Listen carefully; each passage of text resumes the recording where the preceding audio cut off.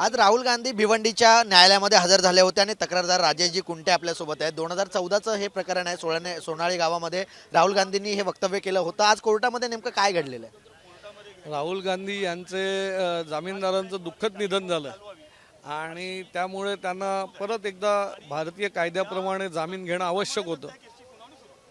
आज भिवंडी कोर्टामध्ये त्यांनी जामिनाची प्रक्रिया पूर्ण केली आणि भिवंडी कोर्टाने त्यांना माननीय कोर्टाने त्यांना जामीन दिला आहे।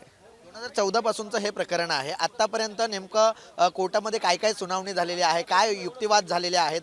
राहुल गांधी आज आले होते, आज नेमकं काय झालेलं आहे? भिवंडी कोर्टामध्ये माझी साक्ष पूर्ण झाली आहे, क्रॉस पण पूर्ण झालेली आहे। 202चा जो पोलीस रिपोर्ट दिला होता ते अशोक सायकर साहेबांची पण सुनावणी झाली आहे।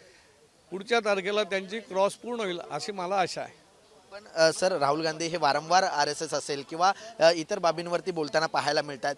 तुम्ही देखील असं RSSच्या कार्यकर्त्यांचं असं म्हणणं आहे की त्यांनी माफी मागावी, हे प्रकरण माफी मागितली तर हे प्रकरण मिटेल।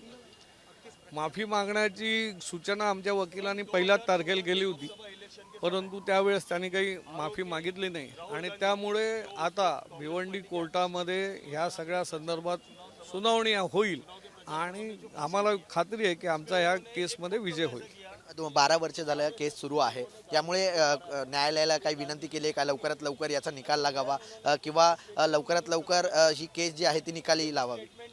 न्यायालय लवकरात लवकर निर्णय करण्याच्या दृष्टीनेच काम करत आहे, त्यामुळे माझा माननीय न्यायालयावरती पूर्ण विश्वास आहे की लवकरात लवकर निर्णय लागेल। पण या निकालासोबत आपण काही न्यायालयाला विनंती करणार आहात का, जी राहुल गांधी वारंवार RSS वरती बोलतायत किंवा इतर बाबींवरती बोलतायत, हे त्यांनी बंद करावं, या संदर्भात काही आपण न्यायालयाला विनंती करणार?